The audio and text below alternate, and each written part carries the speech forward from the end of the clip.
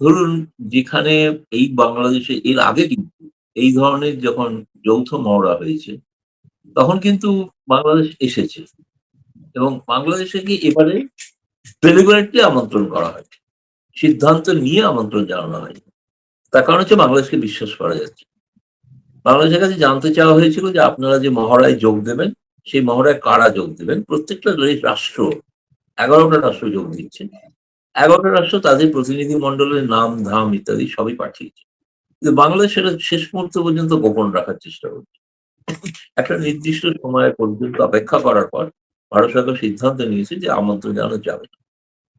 দ্বিতীয়ত যে কথাটা সবচেয়ে বেশি জরুরি সেটা হচ্ছে যে যেখানে এবার মহড়াটা হবে এটা হচ্ছে মেঘালয় বাংলাদেশ সীমান্তের কাছে, শিলংয়ের থেকে খুব কাছে। যদি আপনি বিশ্বাসযোগ্য, নির্ভরযোগ্য কোনো আর্মি কন্টিনজেন্ট না পাঠান, মানে যাদের আইএসআই ব্যাকগ্রাউন্ড নেই, যাদের ধরুন শিবিরপন্থী বলে নয় পরিচিত, এটা তো জানা দরকার। তারা কেউ আইএসআই সম্প্রতি পাকিস্তানে গিয়ে প্রশিক্ষণ নিয়ে এসছেন কিনা। এটা ভারতের নিরাপত্তার জন্য জরুরি ছিল। সেই কারণে ভারত শেষ পর্যন্ত দুর্ভাগ্যজনক এটা। দু দেশের সম্পর্কের ক্ষেত্রে আমার মনে হয়েছিল যে অনেক উন্নত একটা লক্ষণ আমরা লক্ষ্য করছিলাম। কিন্তু আমার শেষ মুহূর্ত পর্যন্ত এখনো দেখছি যে আ সত্যি যেটুকু পদক্ষেপ নেওয়া দরকার ছিল তারেক রহমান এই জঙ্গিবাদ দমনে, সেটা কিন্তু তারা নিচ্ছেন না। ফলে ভারত এইজন্য একটা অনাস্থা প্রকাশ করেছে তাদেরকে আমন্ত্রণ না জানিয়ে। আমি এই প্রসঙ্গে আমি এক জায়গায় বলেছিলাম আরেকবারও আমি উদাহরণ দিয়েছি। একটা ছোট্ট উদাহরণ দিয়ে আমি প্রমাণ দিতে চাই যে ইউনূস সরকারের সব থেকেও তারেক রহমান সরকার কোন ভিন্ন পথে চলছেন না। তার একটা বড় প্রমাণ। যে সমস্ত ইউনূস সরকারের আমলে যাদের গ্রেপ্তার করা হয়েছিল, ধরা হয়েছিল অনেকে নিরপরাধ, অনেক গুণীজনী ব্যক্তি, শিক্ষিত ব্যক্তি, অধ্যাপক। তাদের অপরাধ হচ্ছে তারা তাদের জীবনে গবেষণা করেছেন। যেমন আমি বলছি ঢাকা ইউনিভার্সিটির আবুল বরকাতের কথা। যিনি জঙ্গিবাদ উত্থানের উপরে গবেষণা করেছেন। এমন কথাও তিনি কোনো একটা গবেষণা করতে বলেছেন, যেভাবে বাংলাদেশ চলছে একদিন সেদিন হিন্দু নিশ্চিহ্ন হয়ে যেতে পারে বাংলাদেশে। কারণ এটা তার অভিমত। আমি বলছি সেই অভিমতটা সঠিক কিনা আমি কিন্তু বলছি না। আমি বলছি অভিমতটা যদি সঠিক না হয়, তাহলে তার একটা পাল্টা গবেষণা হওয়া উচিত। প্রমাণ করে দেওয়া উচিত। এবং শেখ হাসিনার সময় আমরা দেখেছিলাম ৯ থেকে ১১% কিন্তু হিন্দুদের গ্রোথ হয়েছিল। ফলে হিন্দুদের সেই সময়টা যে সবথেকে বেশি বাংলাদেশের ক্ষেত্রে একটা ইতিহাস আছে। বিভাজন হয়েছে। সেই বিভাজনের ফলে বহু হিন্দু এপারে চলে এসেছেন। সেটা কেবলমাত্র তার জন্য কোনো নির্দিষ্ট সরকারও দায়ী নয়। কিন্তু এটা ঘটনা ঐতিহাসিক কারণ। তার পরবর্তীকালে লাগাতার যে হয়েছে সেটা ঘটেছে। কিন্তু তিনি জঙ্গিবাদের অর্থনীতি এ বিষয়ে যে গবেষণা করেছেন, সেই গবেষণাটাকে তাকে এবং আমি যতদূর শুনেছি যে তিনি কিন্তু মানে আশাই করেননি যে তাকে গ্রেপ্তার করা হতে পারে। তিনি ভেবেছিলেন গ্রেপ্তার করা হবে না, হলেও তিনি আইনি পথে মোকাবিলা করবেন। কিন্তু তাকে গ্রেপ্তার করা হলো দুর্নীতির অভিযোগে। কোন দুর্নীতির অভিযোগে? একটা ব্যাংকের সঙ্গে তিনি যুক্ত ছিলেন। কিন্তু সেই দুর্নীতির অভিযোগে যারা আসল অভিযুক্ত তারা কিন্তু এখনো ফেরার। তারা কিন্তু গ্রেপ্তার হয়নি। ২৬ জন যে অভিযুক্ত সকলেই জামিন পেয়ে গেছেন। কিন্তু তিনি জামিন পাননি। অথচ হাইকোর্টের বিচারপতিরা তাকে জামিন দেওয়ার জন্য সমস্ত শুনানি হয়ে গিয়েছিল। এবং তার জামিন দেবেন। কিন্তু শেষ মুহূর্তে দিচ্ছেন না যে একটা বিচারপতি আরেক বিচারপতির পক্ষে পাঠাচ্ছেন। কারণ বাংলাদেশের গণতন্ত্রের এটাই বড় প্রমাণ। এই মুহূর্তে একটা ফ্যাসিবাদ চলছে বাংলাদেশে। ফ্যাসিবাদ বলতে মানেটা কি বোঝেন? ফ্যাসিবাদ? ফ্যাসিবাদ মানে হচ্ছে শেখ হাসিনা এই জঙ্গিদের দমন করছিলেন। জঙ্গিরা ব্যাখ্যাটা দিয়েছে শেখ হাসিনাকে ফ্যাসিবাদী। সেই জন্য এটা ফ্যাসিবাদী। আমি চাইবো শেখ হাসিনা ভবিষ্যতে ফিরে গেলে এরম যেন কোট আনকোট ফ্যাসিবাদী পদক্ষেপ আরো নেয়। কবে যাবে আমি জানি না। তারেক রহমান সরকার যে পদক্ষেপ নিচ্ছেন তাতে আমার মনে হচ্ছে শেখ হাসিনা ফিরে যাওয়াটা বেশিদিন দেরি হয়তো না। কারণ মানুষ এবার জোর করে চাইবে শেখ হাসিনাকে। আপনি যেটা নিয়ে তার বিরুদ্ধে এত কিছু বললেন, এত কিছু করলেন, সবই নাকি ফ্যাসিবাদী, সবই দুর্নীতি। সেই রূপপুর পারমাণবিক বিদ্যুৎ কেন্দ্র আজকে ভাবা যায় বাংলাদেশ কোন স্কেলে কাদের সঙ্গে আজকে উঠেছে? পৃথিবীর কটা দেশ পারমাণবিক বিদ্যুৎ কেন্দ্র তৈরি করতে পারে? কটা দেশ তার পারমাণবিক বিদ্যুৎ উৎপাদন করতে পারে? শেখ হাসিনার সময় এটা হয়েছিল। তো তার ফলে আজকে বাংলাদেশ বিদ্যুৎ ক্রাইসিস থেকে অনেকটাই মুক্ত। তাই না? আপনি শেখ হাসিনা পাইপলাইন তৈরি করেছিলেন যাতে কম খরচে ডিজেল যায়। সেই কারণে কিন্তু বাংলাদেশ ডিজেল পাচ্ছে। তো সেই ডিজেল নিচ্ছেনও আপনি। আপনি লোককে সাধারণ মানুষকে পেট্রোল ডিজেল দিতে পারছেন না। সেই মেট্রো করে লোকে অফিস যাচ্ছে। সেই মেট্রো তৈরি করে সেই যেটাকে আপনি চালাতে পড়াতে চেয়েছিলেন। কে ফ্যাসিবাদী? আজকে তো এই প্রশ্নটা উঠছে। তার গণতান্ত্রিক অনেক ব্যবস্থা সম্পর্কে অনেক প্রশ্ন থাকতে পারে। গভর্নেন্স নিয়ে অনেক প্রশ্ন থাকতে পারে। সেটা অন্য কথা। সেইজন্য আমি বলছি মোদ্দা কথা এক কথায় যে আমি যেটা মনে করি যে কারণে আ ধরুন আজকে হেমন্ত বিশ্ব শর্মার মতো মুখ্যমন্ত্রী কটু মন্তব্য করেছে, যে মন্তব্যটাকে আমি সমর্থন করি না, আদৌ করি না। কিন্তু আমার ধারণা তারা কিন্তু বাধ্য করছেন এই ধরনের একটা সম্পর্ক তৈরি করতে। এই ধরনের বহু উগ্রবাদী মানুষ ভারতেও আছেন। তারা কিন্তু একই ধরনের মন্তব্য করবে।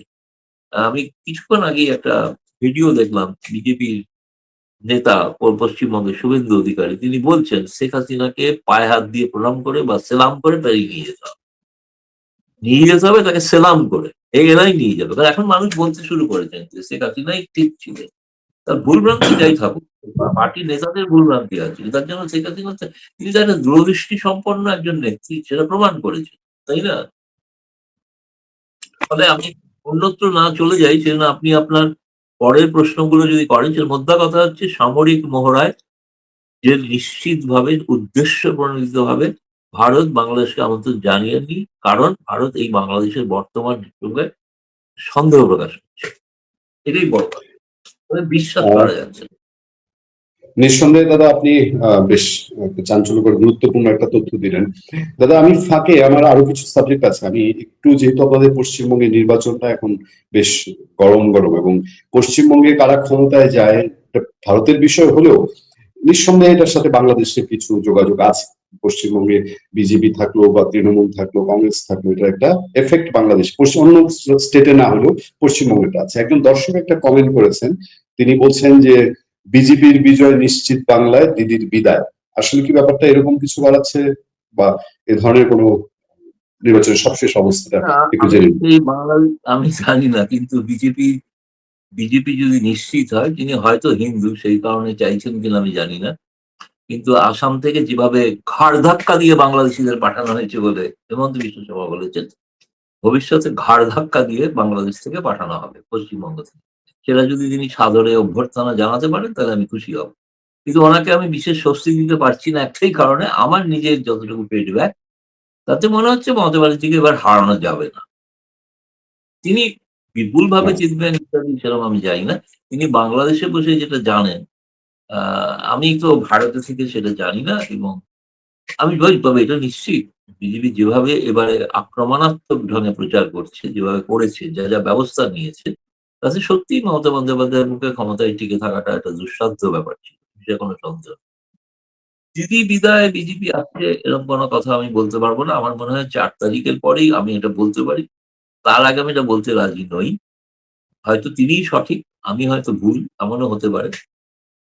তিনি যদি না জানতে পারেন যে শেখ হাসিনাকে বিদায় দেওয়া হচ্ছে, তিনি পশ্চিমবঙ্গের রাজনীতির খবর পেয়ে গেছেন। এটা শুনে আমি বেশ প্রীত হলাম। ৫ই আগস্টের আগে তিনি কি জানতেন শেখ হাসিনার বিদায় হচ্ছিল? তিনি কোথায় ছিলেন? কি আন্দোলন করছিলেন শেখ হাসিনাকে বাঁচানোর জন্য? আমার তো এই মানুষগুলোকে নিয়ে সমস্যা বেশি। এরা কতটা এরা দেশভক্ত এই নিয়ে আমার সন্দেহ আছে। তারা অন্য দেশের ব্যাপারে সমস্ত যাবতীয় কমেন্ট করবেন। নিজের দেশের ব্যাপারটা সম্পর্কে কিছুই জানেন না। কতটুকু করেছেন?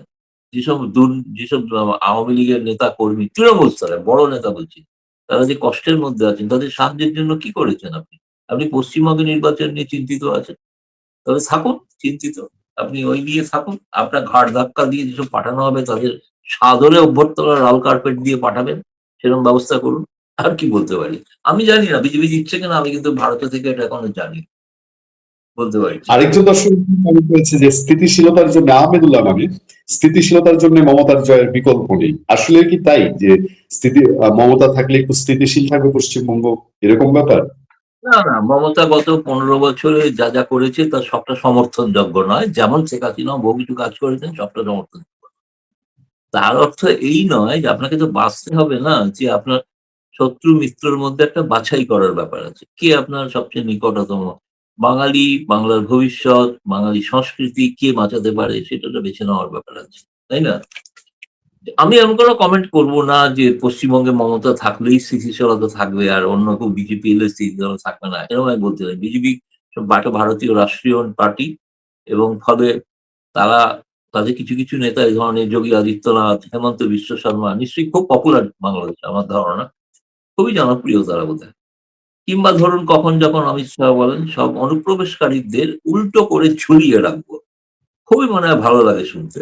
আমার মনে হয় তাদের উল্টো করে ৪ তারিখের পর উল্টো করে ঝুলিয়ে রাখবো এবং এখান থেকে চুন চুনকে নিকালুঙ্গা। এই যে কথাগুলো যে বলা হয় তা নিশ্চয়ই তাদের কানে খুব ভালো লাগে আরকি হয়তো। কিন্তু আমি বলছি মানে বিজেপি একটা রাষ্ট্রীয় পার্টি। ক্ষমতায় আসা খুব স্বাভাবিক, ক্ষমতায় আসতেই পারে। সেটা ভবিষ্যতে এলে কি করবে না করবে সেটা পরের কথা। কি করবেন সেটা তো অলরেডি বলে দিয়েছে। প্রত্যেক তথাকথিত বাংলাদেশীদের ঘাড় ধাক্কা দিয়ে পশ্চিমবঙ্গ থেকে বার করবে। পরিষ্কার ঘোষণা করে দিয়েছে। সুতরাং আম এটা ভাবুন তারপরে কি হবে। কিন্তু আমার মনে হয় পশ্চিমবঙ্গের বাঙালি অনেক সেনসিবল মানুষ। তারা এমন কিছু করতে দেবেন না, সেটা মমতার ক্রেডিট আমি দিচ্ছি না। সেটা বাঙালির ক্রেডিট। বাঙালির কৃতিত্ব। বাঙালি এমন কিছু করতে দেবে না যাতে ২ বাংলার মানুষের সম্পর্ক ক্ষতিগ্রস্ত হয়। আপনি গোটা ব্যাপারটাকে যদি ধর্মীয় দৃষ্টিতে দেখেন, হিন্দু, মুসলিম নয়, এই দৃষ্টিতে যদি দেখেন, তাহলে আপনার কাছে গোটা বিশ্লেষণটাই সমস্তটা একপেশে হয়ে যাবে, সংকীর্ণ হবে। আপনাকে ভাবতে হবে মানবতার দিক। আমি একজন জন্মগত হিন্দু, কিন্তু আমি মনে করি না মুসলমানরা আমার শত্রু। কিন্তু কেউ ভারতে আছেন যারা মনে করেন মুসলমানরা শত্রু, তাই না? আমি তো মনে করি না। ভারতের সংবিধানও তা বলে না। ভারতের সংবিধান সকলকে নিয়ে চলার কথা বলে। সুতরাং আ আমি সেই কারণেই মনে করি যে আপনি যেটা বলছেন মমতাই পশ্চিমবঙ্গের একমাত্র বিকল্প এরকম আমি বলতে রাজি নই। দেখা যাক অপেক্ষা করতে হবে আমাদের আরো কিছুদিন। কিছুদিন না আরো ২ দিন। কারণ পশ্চিমবঙ্গে মমতা বিরোধী ভোট সেটা সবটাই বিজেপি পেয়েছে কিনা এটা আমাদের দেখতে হবে। বামপন্থী কংগ্রেসও পেলেও তো পেতে পারে। সেটা এবার পেল কিনা এটাই দেখা একটা বড় এবারে কিন্তু বড় ঘটনা বলে আমার মনে হয়। দাদা, যে প্রসঙ্গটা আমি শুরু করেছিলাম যে পশ্চিমবঙ্গের নির্বাচন বাংলাদেশের সাথে কিভাবে সম্পৃক্ত হতে পারে, বাংলাদেশের কোনো প্রভাব সেই নির্বাচনের, সেটা কি ধরনের সম্ভাবনা আছে?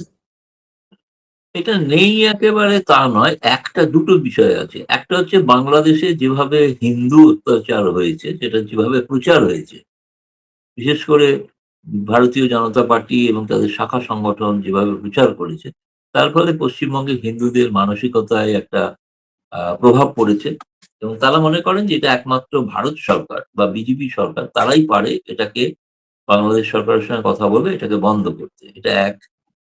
২ হচ্ছে পশ্চিমবঙ্গের সীমান্তবর্তী এলাকায় এবারে কিন্তু আপনি ওপারে যদি দেখেন বাংলাদেশে জামায়াত ইসলামী যে ৭৭ টা আসন পেয়েছিল, তার মধ্যে অধিকাংশটা সীমান্তবর্তী এলাকায়।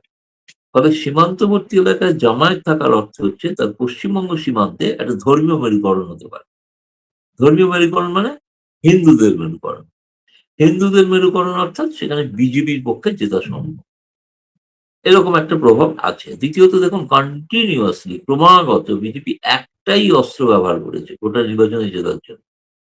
যে বাংলাদেশ থেকে অনুপ্রবেশকারীরা আসছে এবং তাদের মমতা সরকার প্রশ্রয় দিচ্ছে। পশ্চিমবঙ্গে তারা ক্ষমতায় এলে অনুপ্রবেশ বন্ধ হয়ে যাবে এবং প্রত্যেক অনুপ্রবেশকারীকে ওই কোট আনকোট ঘাড় ধাক্কা দিয়ে পাঠানো হবে। এইটা বিজেপি বলেছে এবং তাতে এখানকার কিন্তু হিন্দু মানসিকতায় কিন্তু প্রভাব পড়েছে। প্রভাব পড়েনি তা না। আগের থেকে অনেক বেশি প্রভাব পড়েছে। এবং ঘটনা সেটা দুর্ভাগ্যজনক ভুল হোক সঠিক হোক কিন্তু মানুষের এই হিন্দু চেতনাটাই একটা বিজেপি সুড়সুড়ি দেওয়ার মতো একটা কাজ করতে পেরেছে বলে মনে হয় যেটা বিশেষ করে অমিত শাহ বারবার বলছে। একজন দর্শক একটা কমেন্ট করেছেন দাদা, এই কমেন্টটা একটু আপনাকে পড়ে শোনাতে চাই। দাদা, মমতা দিদি আমার পছন্দের, কিন্তু দিদি তো আমাদেরকে তিস্তার পানি দিচ্ছেন না। দাদা, এ বিষয়ে কিছু বলেন।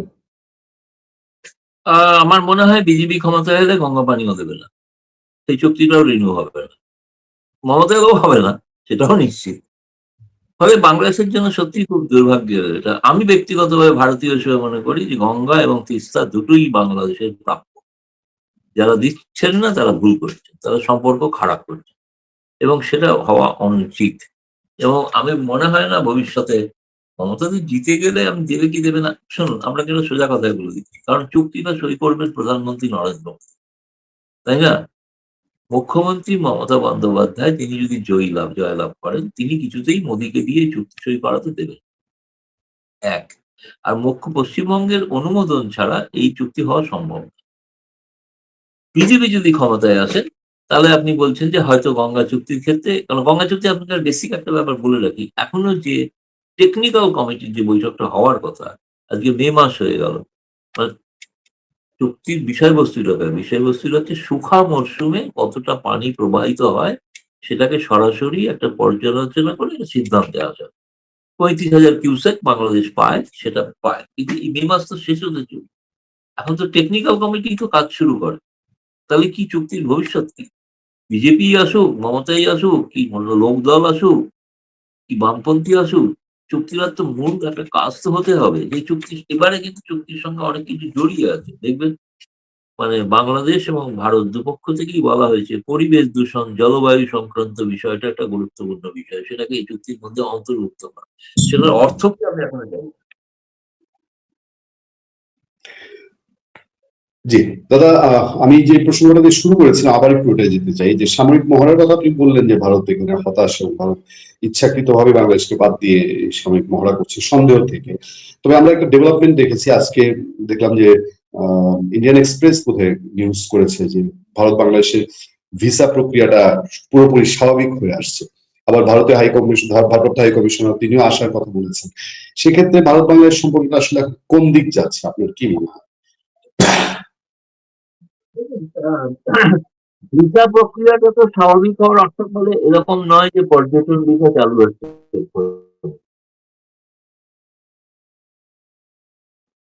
মেডিকেল এবং বিজনেস ভিসাটাকে সেটাকে বাড়ানো আর কি, যেটা দেওয়া হয় তার থেকে সংখ্যাটা বাড়ানো, সেইটা হয়তো বাড়ানো হতে পারে। আমি এখনো নিশ্চিত নই যে পর্যটন ভিসা বাড়ানো হবে কি হবে না, কারণ আপনাদের পররাষ্ট্রমন্ত্রী বলেছিলেন এসে যে বাংলাদেশের মানুষরা চায় যেহেতু কম খরচে সস্তায় পশ্চিমবঙ্গে কলকাতায় চিকিৎসা হতে পারে, তারা সেখানে যেতে চান, মেডিকেল ভিসার সংখ্যাটা কমে গেছে।